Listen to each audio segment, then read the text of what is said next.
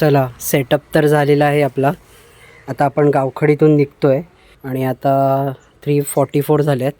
15 मिनटात निघू. त्याआधी इथे आपण टायरची हवा चेक करणार आहोत. हे आपलं टायर इन्फ्ल्युएटर, याचा व्हिडिओ तुम्ही बघितला असालच. हे ऑन झालं आहे आणि ह्याच्यामध्ये आता हवा 26 दाखवते. तर ह्याला आपण आता टॉपअप करूया.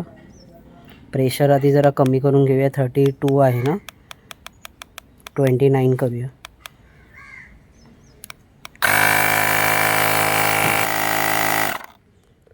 ला ऑटो कट झालं बघा. म्हणजे जिथे सेट करतो ना तिथे येऊन बरोबर थांबतं ते आणि बंद होतं. आता जो आवाज आला ना, तर ह्या टायरमध्ये राहिलेली ह्या पाईपमध्ये राहिलेली हवा थोडीशी बाहेर येते, म्हणून मी 29चं सेट करून ठेवलेलं.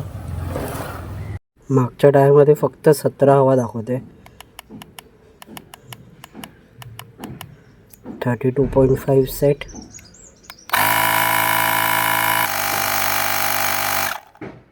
ओके. आणि हे कॅरी करायला पण किती इझी आहे बघा. एवढूच आहे हे. आता ह्या बॅगमध्ये जाईल, पण खूप यूजफुल गोष्ट आहे ही. तर ह्याचा व्हिडिओसुद्धा तुम्ही माझ्या यूट्यूब चॅनलवर चेक करू शकता.